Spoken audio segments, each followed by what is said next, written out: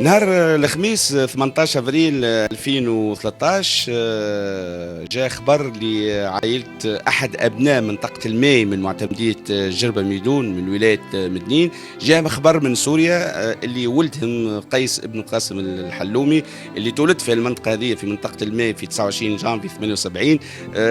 قتل اثناء مواجهات مسلحة في محيط مطار ميغ العسكري بحلب. حبينا ناخذ أكثر تفاصيل على قيس، ومن خلال احنا جايين بالكرهبة احنا وصديقه وسام حكى لنا اللي قيس هو صديق الناس الكل، سواء يساريين يمينيين معتدلين، هو محبوب لدى الجميع. مش نحكيو على قيس، لكن قبل ما نحكيو بأكثر تفاصيل على قيس بكل سرور استقبلنا أخوه شقيقه خالد الحلومي. أولا كيفاش سمعتوا بالخبر، كيفاش مشى قيس لسوريا، وبقية التفاصيل معك أنت، والله يرحمه وينعمه قيس ابن قاسم الحلومي. بسم الله الرحمن الرحيم. قيس في بن نبيل مشى لسوريا من أول مرة، علمني أنا شخصيا. كان في نيته أنه باش يتعدى لسوريا للجهاد، وما الحقت أنا شجعته خاطر عن قناعة شخصية أنا، وقناعته هو مقتنع بالشيء هذا. قيس الحلومي مشى سابقا أنا حاول أنه باش يتعدى يجاهد حتى في العراق، ولكن ما سعفوش الحظ وتم الإمساك به في الحدود السورية العراقية عام 2004، حيث تم سجنه في سوريا مدة شهرين، منهم شهر رمضان 2004. دونك لقى أصناف متاع تعذيب رهيبة غادي في سوريا في العام هذاك. بعد اللي تم بالمساعدة متاع القنصلية الموجودة في السفارة الموجودة في سوريا، باش حاولنا نرجعوا لها جربة لتونس، فنجحت العملية. دونك ورجع بعد رجع معنا في 2005 بعد رمضان هذاك، رجع لهنا بقى جمعة في الداخلية، لقد زاد أصناف تعذيب أخرى تبع النظام السابق. مشى بقى لهنا في تونس من غير باسبور، حاجة جزء من نحتاج الباسبور. في الوقت هذاك هو نتعرف على برشا مناضلين، منهم سهام السوريين، منهم خاطر كان يراسل في جريدة الموقف، يعرف حتى ما يجري عصام الشابي بالطبيعة، يعرف شو اسمه، ويعرفوه من نجيب الشابي، يعرفوه من يعني المناضلين كل اللي في عهد النظام السابق تقريبا يعرفوه بصفة شخصية. منهم حتى الفقيد شكري بالعيد كان يعرفه حتى بعد الثورة، معناها كانت عنده معرفة به. هو المعروف أنه قيس كان برغم أنه بعض الناس يكونوا يتوقعوا أن التيار السلفي متزمت، هو لا، ما كانش عمره ما كان متزمت. التيار السلفي في حد ذاته ما هوش متزمت، وهو كان أحسن مثال للتيار السلفي، يعني أنه كان يقبل الناس الكل ويحكي مع الناس الكل. وباش نزيدك زيادة أنه كان معناها حتى في معناها في يعني كي يمشي يخرج يقعد مع الناس وكل شيء، يبقى مع جميع التيارات جميع التوجهات، معناها ما فيها حتى ما نجموش لا يفرض على حد حاجة. وكان صاحب أخلاق باهية معناها، وصاحب نكتة معناها أنه كان زاد ما يتراجعش في حاجة اسمها يدافع على العدالة، يدافع على العدالة معناها الاجتماعية، يدافع على الناس الكل. بالنسبة لي هو وقت اللي جاء ماشي لسوريا، نتفكر عليها كما عندي توا نهار الأربعاء بالضبط، من 19 مليح نهار الأربعاء هي. كان عندنا وقتها عرس بنت عمته ولد عمته بعدها ب5 أيام، فكان انه وقف معي هنا في بيته وقال لي راهو انه قرر يعني نهائيا انه باش يمشي توا حاليا لسوريا، برغم انه انا كان علمني مده قبلها هي انه باش يمشي وقاعد يحضر في روحه. علمني انه معناها اذا عنده باش نشوفوا ان نصفوش اذا عنده حاجه ما زالت باش ينظمها لهنايا وصنع العائله.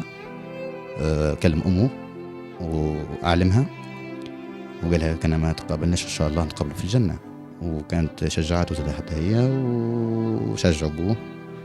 الحمد لله يعني مشى لغاديكا.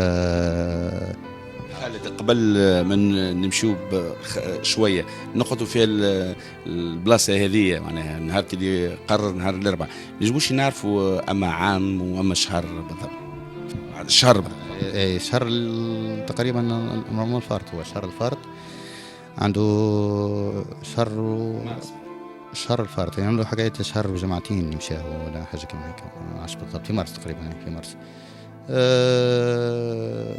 أول مارس يعني نكون هيك مشى.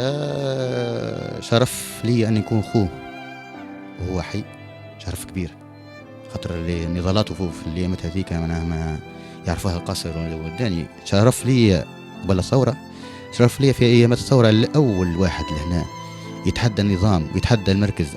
مثلا الأمن هنا يوصل أنه طرد مركز الأمن نهار 12 ونهار 13، وصل أنه هو وحده يعني يسمى يعني من الأوائل في كل شيء. هو كان موقوف قبل ما سقوط بن علي في وزارة الداخلية في 3 أشهر قبلها، هي هزوه وهزوا معه الأورديناتور متاعه.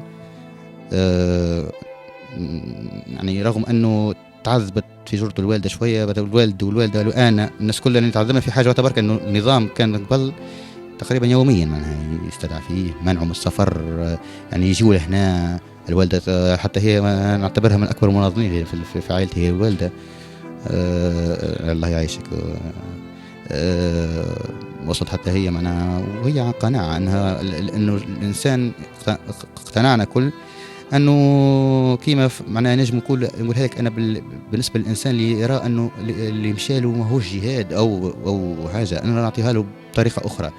لو أنه مثلا يعني حتى لو لا يمثل يعني لا التمثيل بيناتهم ما يجيش يكون، أما يعني في الفكر أحكي أن تشي جيفارا عاش في كوبا، ناضل في كوبا، بعد مات في كولومبيا أو مات في بلاصة أخرى يعني على معتقداته. أنت شنو إشكاليتك إذا شخص كما قيس الحلومي عنده قناعاته كان هنا موافقين عليه الناس الكل، فرحانين به الناس الكل، يعرفوه الناس الكل، مقبول من الناس الكل، قناعته هذيك هزته أنه باش يمشي لسوريا، دافع على قناعته هذيك الأخ الرمق، وهذا شرف وهذا حاجة تشرف التونسيين كل، مش شرفني أنا فقط. يعني أنه مثلنا أحسن تمثيل مثل الناس كل، معناه أنه بشجاعته بإقدامه، أنه حتى العملية اللي في حد ذاتها هو أنه أنقذ ناس أخرين، وهذه حاجة ما تتعطاش لأي إنسان أنه يمشي يعمل عملية باش ينقذ أرواح زملائه أو إخوانه في النضال إن شاء الله غاديك.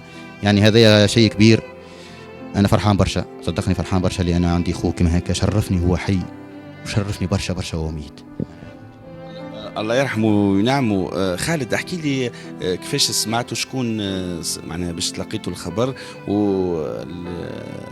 من سوريا؟ وحاجة أخرى احكي لنا على صلاة الغائب، شكون حضر لكم؟ هذه برشا الناس الكل حضروا، لكن فما أسماء حكيت لي من قبل ما نحكيو نعملوا الحوار، فما ناس ما اتصلتش بيكم وما كلمتكمش. ايش تحب تقول في الموضوع هذا؟ بالنسبة اللي اتصلوا بي مش بس نسميهم، حتى اللي اتصلوا بي حتى اتصلوا بي سياسيين من مختلف التيارات، اتصلوا بي في امبارح، خاطر ولامس كانت معناها المعلومات ما زالت الناس معناها احنا بالنسبه لنا احنا ما كانت واضحه، خاطر احنا تاكدنا من الايامات الاولى، لكن من الساعات الاولى، لكن بالنسبه للناس يعني كانوا يتصلوا ما زالوا مش متاكدين هل ترى الخبر صحيح او لا. لكن امس اتصلوا بي برشا واحدين من مختلف التيارات مشكورين، لكن اللي نلوم عليهم انه مثلا طيارات كبرى ومعروفه وكل شيء. انا حضروا مثلا في الجنازه، حضروا حتى من الجبهه الشعبيه الوطد، كانوا رغم انه هو من التيار السلفي، لكن بحكم انه انفتاحه الكبير وكل شيء معهم يعتبروها كما نقول احنا طابوره رفيق، رغم الاختلاف الكلي بيناتهم، لكن اعز صديق لهم هم. شخصيا اتصلوا بي من برشا معناها احزاب، لكن فما شخصيات انا نقول لك نلوم عليها اللي كانوا يعرفوه حتى معناها شخصيا، مثل ما يجري كان يعرفها، يعني يعرفها بحكم عن انه من قبل يعني في جريت الموقف انه هو ماهوش وليد اللحظه، انه هو مناضل، هو مناضل من اللي نعرفه. علاش قلت لك انا عاش راجل ومات راجل، معناها من قبل ضد النظام كان يتكلم وقت الناس كلها تبدا ساكته، هو اول واحد يتكلم، كان يدافع على غيره وما يدافعش على نفسه، يتسمى يدافع على غيره. حتى في العمليه هذه كان لاحظتوا انه هو دافع على غيره واعطى روحه باش يخرجوا الناس. هذه حتى في هنا بعد في الثوره او قبل الثوره، او انه في الثوره مثلا نعطيكم معلومه انه قبل بشهرين بعد ما خرج من الداخليه وقع له كسر في ساقيه باثنين. هو يعني يمشي على العكاز بزوز بيكيات الجيلات مرتين. معناها الثوره تصور انت يعمل في مظاهرات ويعيط ويتعارك والحاكم ويتعارك والناس كله، واحنا هو يمشي بالسيف. معناها تصور انت يعس في الليل ومنظم، هو اللي نظم اللجان يعني اللي باش تعس وهو بالجيلات. معناها بعد هذه تنظيم، خاطر بعد قعدنا مع غير حاكم، انا ما غير أنا فهمتني عنصر. نتوقع انه على الاقل يعني حتى بحكم انهم يعرفوه هذوما يعرفوه حتى من جهات اخرى، يعني حتى من رغم انه مثلا كان عنده اختلافات مثلا يعني مع سياسيه، او حتى بحكم انه كان الناطق الرسمي الانصار الشريعه في جربه، كان يدافع على التيار نتاعو بالطبيعه، حتى ولو كان عنده اختلافات معهم في المواقف، لكن هو كان ديما صديق لهم مقرب. يعني خاطر كانت اخلاقه دامثه ياسر، معناها محبوب. نسمي لك انا مثلا نستنى من الحزب الجمهوري حاجه تكون رسميه على الاقل. نستنى من رئاسه الجمهوريه، نأكد عليها، رئاسه الجمهوريه نستنى منها عزاء رسمي على الاقل، حاجه او حاجه. نتوقع انه من جبهه شعبيه ان شاء الله باش تعمل فيها بحول الله. نتوقع من جبهه شعبيه زاد اجابه كبيره، وبرشا احزاب واحد اخرين منهم حتى رغم اختلافه الشديد مع حزب النهضه، لكن انه عنده اصدقاء كبار ياسر في حزب النهضه اللي يسمعوا على الاقل يتفكروا ايامات نضال ويفكروا بايجاز. معناها فما برشا عباد ويقولوا اللي اثروا عليه، وفما قاعدين ياثروا على عباد باش يمشيوا لسوريا. في المجال هذا عندك ما تقول؟ بالنسبه لقيس الحلومي كشخص، هو عنده مبادئ ما نتوقعش انه يعني انه انسان ينجم يقنع بشيء هو مش مقتنع به. مش واضحين انه هو كشخص القناعات نتاعو انه مشى للعراق في 2004. يا هل ترى كان يستنى في شخص اخر باش يجيه في 2013 يقولوا برا امشي جاهد في سوريا؟ هذا كلام مردود على اهله. بالنسبه لي احنا بيدنا اخوه امه بوه اخته اللي كنا معاه، والتو احنا معاه، وان شاء الله بيتقبلوا شهيد عنده باذن الله. ولدت قيس، ايش تحب تقول على قيس؟